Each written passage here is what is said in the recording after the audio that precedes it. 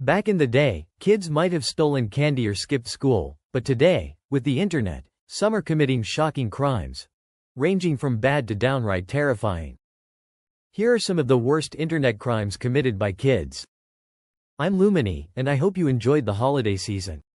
On May 12, 2023, police in Florida received a terrifying 911 call.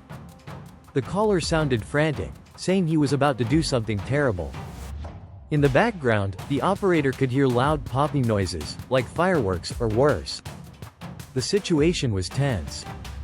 Before hanging up, the caller gave one crucial piece of information: his location. Within minutes, 30 armed officers rushed to the scene, prepared for chaos, possibly even a violent standoff. But when they arrived, everything was calm. No one was in danger. No one was hurt. It quickly became clear the call had been a hoax. Embarrassed, the officers returned to the station, hoping this was just an isolated incident. But it wasn't. The same person called 911 again, using different voices, phone numbers, and fake emergencies. Each time, the police rushed to the scene, only to find no threat. In some cases, the prank caller sent police to innocent people's homes. Officers would break down doors, terrifying families. The police became desperate to catch the caller. They assumed it was an adult, someone with a grudge against law enforcement. Little did they know, the person behind the fake calls was a 16-year-old named Alan Winston Phelan from Lancaster, California. Most teens his age were playing video games or hanging out with friends, but Alan had a darker hobby: swatting. Swatting involves making fake 911 calls to trigger a heavy police response, often sending SWAT teams to unsuspecting locations. It's dangerous because innocent people can get hurt in the confusion.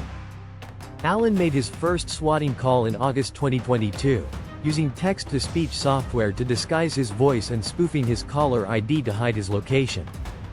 When the police fell for his prank, Alan felt a rush. He realized he could outsmart the system, and the chaos he caused became part of the thrill. Soon, Alan started targeting bigger locations, schools, churches, and even military bases. He escalated to swatting the homes of FBI agents and U.S. senators, hitting states like Washington, Texas, Florida, and Maryland. Despite the authorities' best efforts, they couldn't catch him. Craving more chaos, Alan decided to make money from his skills. He created a Telegram channel called Tour Swats, offering his swatting services for hire. For $40, he'd report a minor emergency. For $50, he'd trigger a major police response. And for $75, he promised something worse. To attract customers, Alan boasted about his success, claiming he could get police to drag families out of their homes in handcuffs and search for bodies. For nearly 2 years, Alan continued his spree, making over 375 swatting and threatening hoax calls. But behind the scenes, law enforcement was closing in. The FBI launched a national database to track swatting incidents, allowing police departments across the country to share information. They also monitored Alan's Telegram channel, linking it to his usernames on YouTube and Discord. Finally, in January 2024, the trail led straight to Alan's home in Lancaster, California.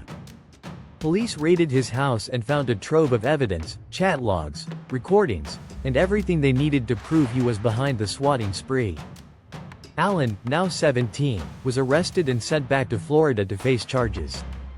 In court, he pleaded guilty to multiple felonies, each carrying a maximum sentence of 5 years. If convicted, he could spend decades behind bars. What started as a dangerous thrill turned into one of the most notorious swatting cases in U.S. history. These stories highlight the dark side of the internet, but they also remind us that it's a tool that can be used for good or evil. Let's strive to use it for the better. Love you guys, peace.